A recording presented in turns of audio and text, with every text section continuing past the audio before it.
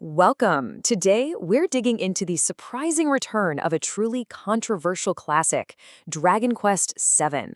This is a game that some people absolutely adore, but let's be honest, is infamous to a lot of others. And now, it's getting a complete overhaul. So the big question is, why now?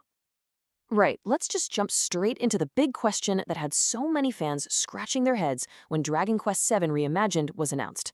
I mean, this wasn't just any old game. It had a serious reputation for being one of the most demanding, slow, and, frustrating entries in a legendary series. This feelings of surprise is just perfectly captured in this quote from a longtime fan at AKU Yoshiwa, who said, "I was so happy. I really didn't expect it at all." Think about that.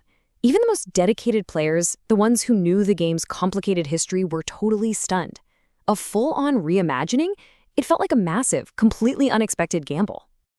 So to really understand all the excitement and the shock, we need to rewind the clock a bit and look at the original game's very controversial past. It's a story of huge expectations, really long delays, and a final game that split players right down the middle. The development of the original game was, well, it was an epic saga all by itself. It kicked off way back in 1994, but by the time it finally came out in 2000, the entire gaming world had been completely changed by its cousin, Final Fantasy VII. So when Dragon Quest VII showed up at the very end of the PlayStation's life, it already felt like a game from a totally different era. And here's the thing, it sold over 4 million copies, which is a massive success by any measure. But despite that, the game was extremely divisive. The second players actually got their hands on it, the community just split. So let's break down exactly why. Okay, so the player experience got bogged down by some, let's say, very specific design choices. Can you imagine starting this huge adventure game and not getting into a single fight for the first couple of hours?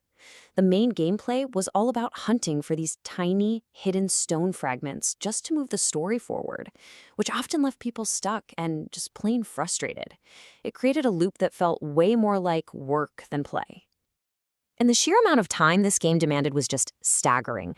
A typical Dragon Quest game might run you, 50 or 60 hours? This one, it blew past the 100-hour mark so easily if you wanted to see everything. That kind of length wasn't just epic. For a lot of people, it was basically an impenetrable wall. So the general feeling back then was that it wasn't a bad game. It was ambitious, it was deep, and you could tell it was made with a lot of passion. But playing it from one moment to the next was often just awkward. It left a lot of people feeling conflicted. They respected the scale of it, but they didn't really enjoy the process of actually playing it. But here's where the whole story takes this fascinating turn.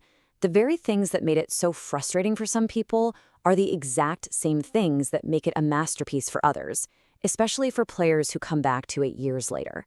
It's like the game's real identity was hiding in what everyone thought were its flaws. And this comparison really gets to the heart of it all. How you see this game can change dramatically depending on your age. As a younger player, that slow pace and the lack of some big, clear, epic quest, it just felt boring. But as an adult, with a little more life experience under your belt, the game's quiet, kind of somber stories suddenly hit you with this profound emotional weight. Yeah, as an adult, the stories stop being just about saving a town. They're about these complex, morally gray themes. You start to see characters making terrible choices because they're afraid, or sacrificing absolutely everything for someone else. These are heavy ideas that are honestly pretty hard for a younger player to fully grasp, but man, they resonate so deeply once you've seen a bit of the world. And this idea completely reframes the entire game. You realize it's not one single story about saving the world from some big evil boss. It's much more like a massive interactive collection of fables. Every new island you bring back is like opening a new chapter in a book of really poignant short stories about what it means to be human. So, that brings us to the new reimagined version. How are they planning to fix all these old problems without losing the soul of the original? Let's take a look. How do you even begin to tackle decades-old criticisms without alienating the fans who loved the game because of its quirks? The developers have been super clear about this. This is not just a prettier version of the old game. That word, reimagining, is a huge signal that they are fundamentally rebuilding the core systems to tackle those old criticisms head on. If you look at the changes they've announced, you can see how they're surgically targeting the original's biggest pain points. For example, in the original, you had to trek all the way back to a town just to swap out a party member. It was a total chore. Now, you can do it on the fly.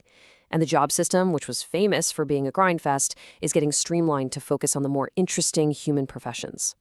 This idea of trimming the fat is just huge. Getting rid of the monster job system alone cuts out dozens, maybe even hundreds of hours of potential grinding. It seems pretty clear they're focused on respecting the modern player's time and just removing the parts of the game that felt the most like a chore. And this sentiment from Aku really captures the hope of the whole fan community, the feeling that there has always been a masterpiece hiding underneath all those frustrating mechanics. This reimagining isn't about changing the game's heart. It's about finally letting its incredible charm shine through for a much, much wider audience.